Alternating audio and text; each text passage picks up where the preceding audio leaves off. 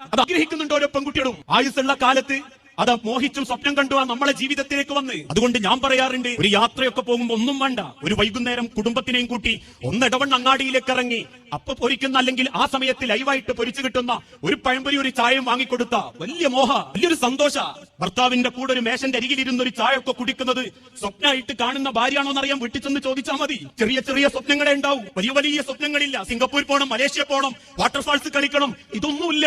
ദുനിയാവിൽ മക്കളൊപ്പരവും കുടുംബത്തിന്റെ ഒപ്പരവും അടുക്കളന്റെ 4 ചുമരിന്റെ ഉള്ളിൽ നേരം 4:45 4:45 അലാറം വെച്ച് എഴുന്നേറ്റ് മൂത്തോക്കുള്ളത് അല്ലെങ്കിൽ ഇളയോക്കുള്ളത്, മൂത്തോനുള്ളത്, പിന്നീട് ഭർത്താവിനുള്ളത്, അവരൊന്ന് വിട്ടുനിറങ്ങുമ്പോഴേക്കും പിന്നീട് അലക്കാനുള്ളത്, അലക്കിത്തീരുമ്പോഴേക്കും ഉച്ചക്കത്തെ ചോറിനുള്ളത്, ആ ചോറൊന്ന് പാകപ്പെട്ട് മേല് കൈ കുളിച്ച് അസംസ്കരിക്കുമ്പോഴേക്കും പിയാപ്പിള വരുന്നത്, 4:45 മക്കൾ വരുന്നത്, അവർക്കുള്ള ചായ, മഗ്‌രിബ് നിസ്കരിച്ചു വരുമ്പോഴേക്കും പിയാപ്പിളക്കുള്ള ചോറ്, രാത്രി മക്കളൊപ്പര 1/2 മണിക്കൂർ വായനക്കിരിക്കല്, രാത്രി തിന്ന പ്ലേറ്റുകളൊക്കെ കെട്ടി അല്ലെങ്കിൽ ഒന്ന് കഴുകി തിരിച്ചു റൂമിലേക്ക് വരുമ്പോ ആ സ്വപ്നങ്ങൾക്കിടയിൽ ചേർന്ന് നിന്ന് ഒരു സമാധാനം കൊടുക്കാൻ നമ്മളെ ഉള്ളൂ. മറ്റൊരാളെ നമ്മളത് ആഗ്രഹിക്കുന്നില്ല, മറ്റൊരാളും അത് കൊടുക്കുന്നതും അവർക്ക് ഇഷ്ടമല്ല. അതുകൊണ്ടാ പല ഭാര്യമാരും സ്വപ്നം കാണാറുള്ളത്, എന്നെ മനസ്സിലാക്കുന്ന, എന്നെ കേൾക്കുന്ന ഒരു ഭർത്താവായാ മതിയായിരുന്നു എന്ന് പറയുന്നവരാകാറുണ്ട്.